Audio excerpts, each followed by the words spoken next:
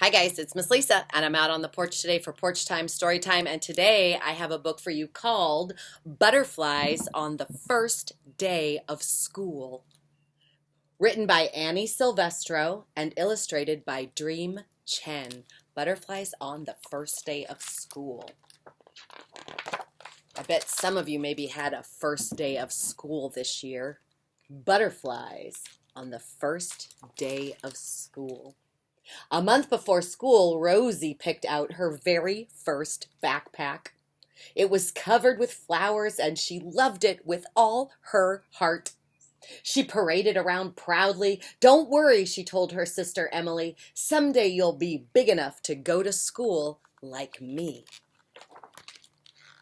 Rosie practiced raising her hand and writing her letters and saying her teacher's name. She couldn't wait to start school. But the night before her first day, Rosie couldn't sleep. In the morning, her belly hurt. She didn't touch her chocolate chip pancakes. "Maybe I better stay home," said Rosie. "I don't want Emily to be lonely." "She'll be fine," said her mother, "and so will you." Rosie shuffled the pancakes around on her plate. "Come on, sweetie," said her dad. "It's time to go." Rosie slowly pulled on her backpack. "I don't feel well," she said. "You just have butterflies in your belly," said her mama, hugging her really tight. "Butterflies?" asked Rosie. That's when the bus pulled up.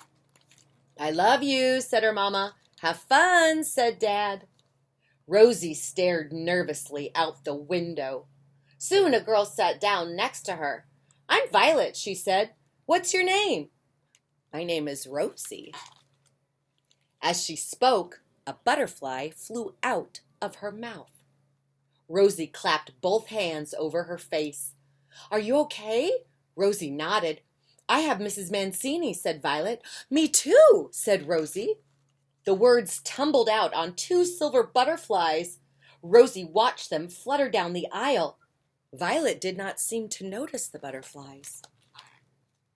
"Welcome, welcome," said Mrs. Mancini as the girls entered into the classroom. "Hang up your backpacks, then come meet me on the rainbow rug."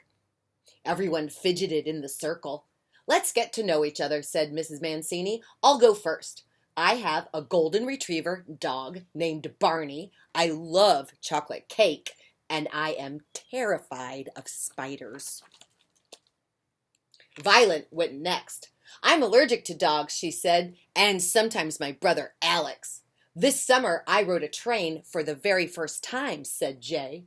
"I want to be an astronaut when I grow up," said Allison. The butterflies built up as Rosie waited for her turn. Suddenly, all eyes were on her. Rosie took a deep breath. "I have a baby sister named Emily," she said.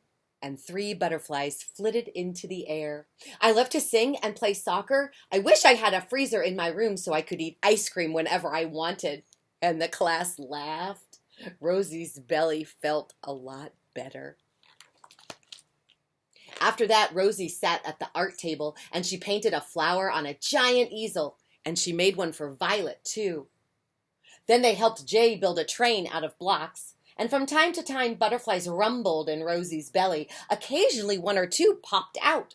But by recess, she could barely feel those butterflies anymore. Rosie dashed out onto the playground. "You're it," she called, and everybody raced around playing tag. But one girl stood all alone underneath the oak tree. She held her hands on her belly. Rosie walked over to her. "Want to play?" she asked. The girl nodded. "I'm Rosie. What's your name?" "Isabella." As she answered, butterfly after butterfly after butterfly soared into the sky. Isabella looked up, amazed. "Do you feel better?" said Rosie. "Much," said Isabella. At the end of the day, Rosie waved goodbye to her new friends. She ran off the bus and leapt into her mother's arms. "School is so much fun," she said. "Violet has a flower name just like me, and Jay built a train out of blocks, and Isabella had butterflies too." Her mother smiled. "I can't wait to hear all about it," she said. and the words floated out on a shimmering butterfly wing. The end. There's some more butterflies. Butterflies on the first day of school. I hope you liked that one. I'm Miss Lisa, and I'll see you next time on Porch Time Story Time. Bye-bye.